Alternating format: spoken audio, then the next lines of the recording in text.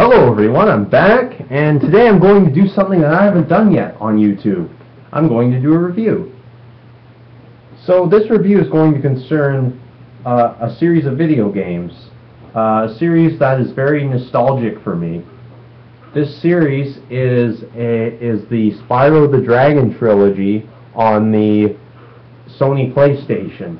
Now when I say Spyro trilogy, I mean the first 3 games that were released on the Sony PlayStation, and I am not including the other Spyro games in the series, obviously, that were made after the 3rd Spyro game was made by Insomniac.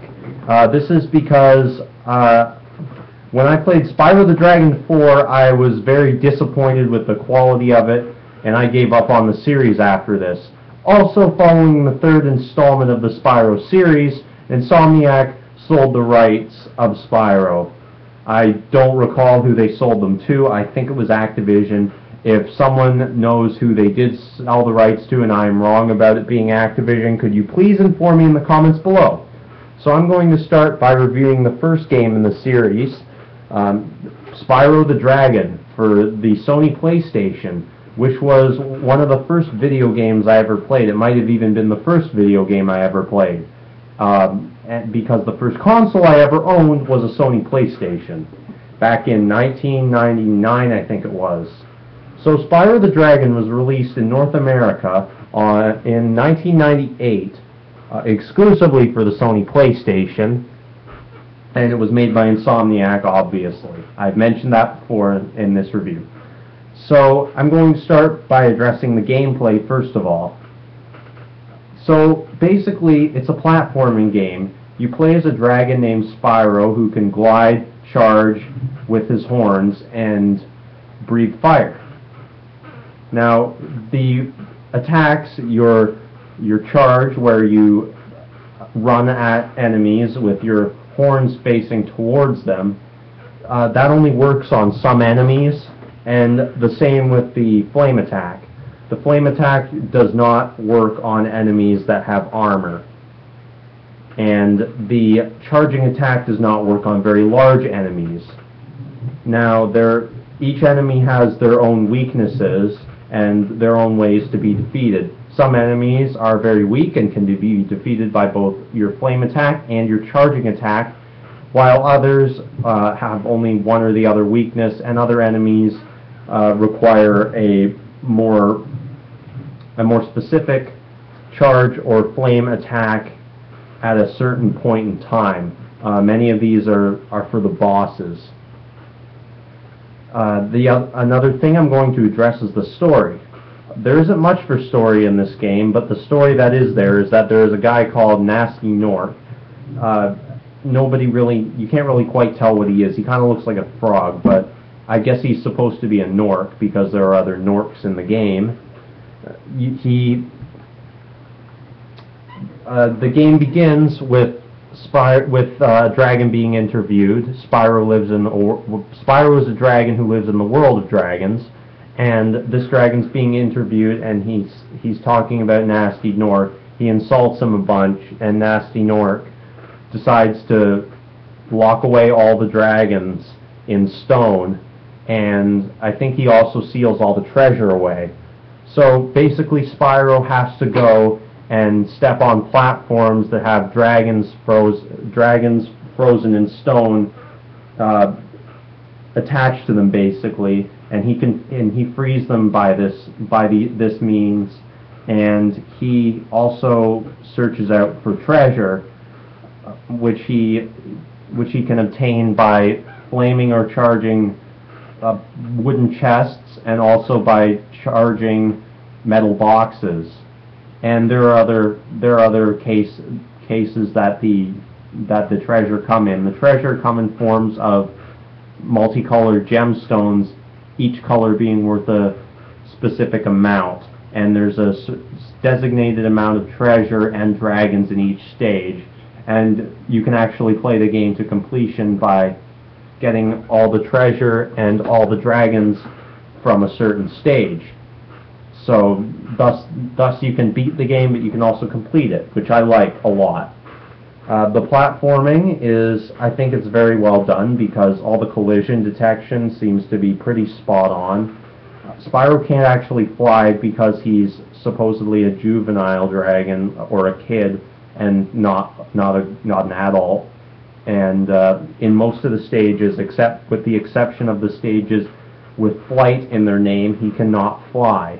He can only glide. This adds challenge and interest to the game because Spyro, you have to time and plan your gliding carefully so that you land on pieces of land that are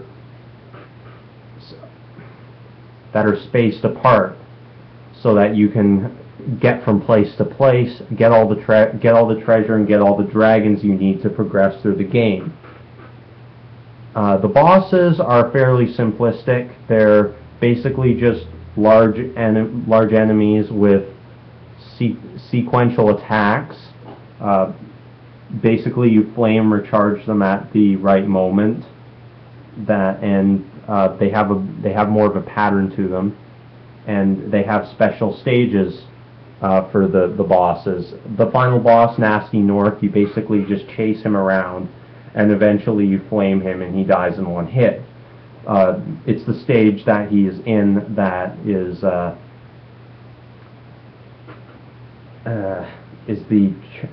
challenge. In addition to the gems and the dragons, I forgot to mention, there are also egg thieves who you have to chase down and defeat, and you can obtain dragon eggs from them. That is the third treasure item. I don't think there's actually any egg thieves beyond the third world. Each world has its own atmosphere and its own set of levels, and levels can be accessed through portals.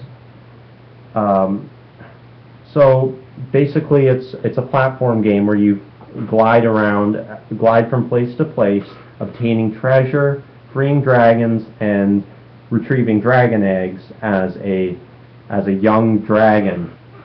So it's a pretty solid game, I would say. That's just my opinion, but I think the programming speaks towards it being objectively a good game on some level. Now I'm going to review the second game in the series, Spyro the Dragon 2: Ripto's Rage. This game was released in 1999, the following year, and the gameplay mechanics are very similar to the previous game. You access different levels through portals. There's different worlds. You flame and charge, and all that remains. However, new things are added in this game, and they expand upon what was created in the original Spyro the Dragon game.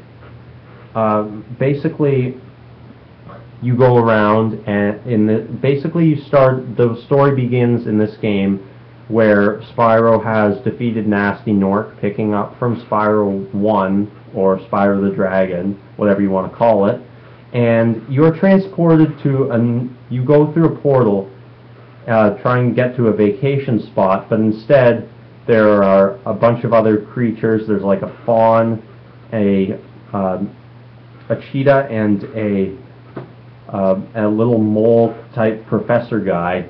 He basically activates a portal in this other world, and Spyro, instead of going to his vacation spot, ends up in another world.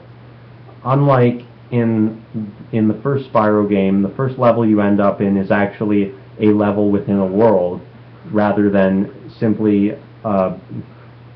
ending up in the world's home stage. Each level basically has a home stage, and there are a bunch of portals there where you can access other worlds. You can't really or other levels. You can't really transfer between levels. I kind of forgot to say that. But he ends up there, and one of the first things you're going to notice is that you have to use your gems in this game to pay for certain features of the landscape to change in order for you to progress, and a guy called Moneybags does all this stuff for you. You have to give him money, and he does, or gems, and he does things for you, like makes a bridge for you and things of that nature. He also teaches you new abilities that you use later in this game. In the first stage, you learn to swim underwater.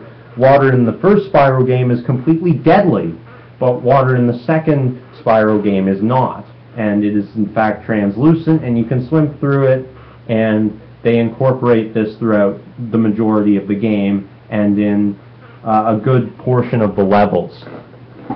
So they've added that gameplay mechanic. You also learn to climb, and you learn to head bash.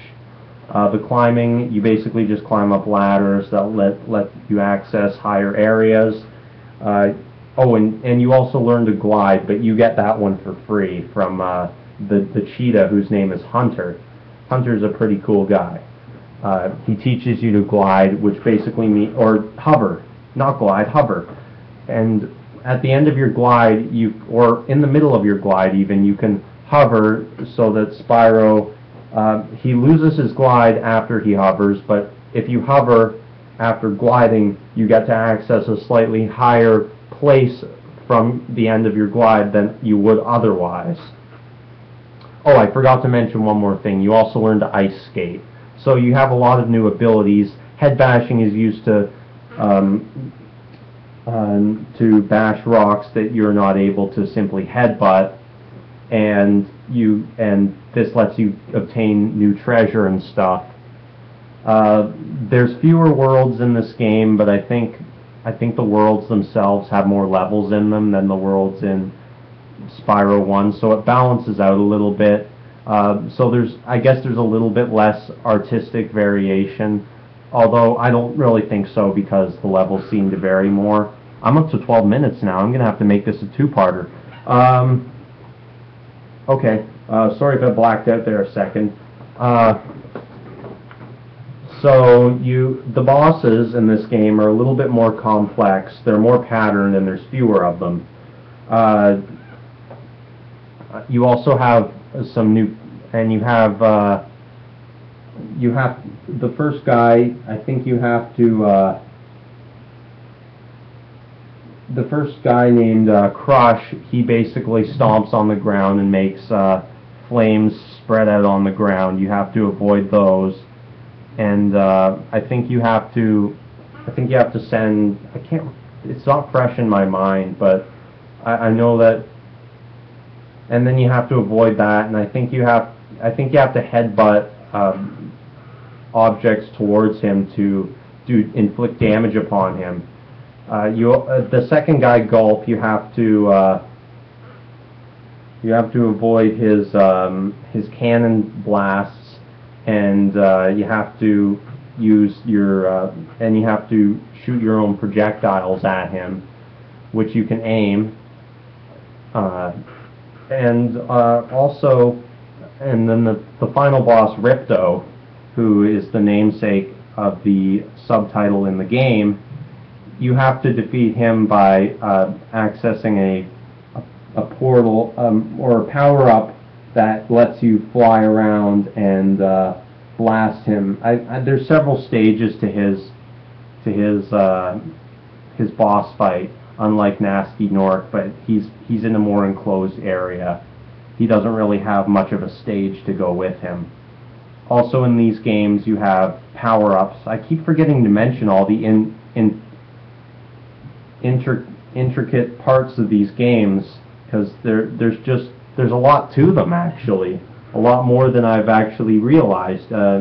These include Supercharge, which lets you charge more quickly, and it includes different breath, which allows you to defeat and to blast through things that you wouldn't normally be able to use your flame through, and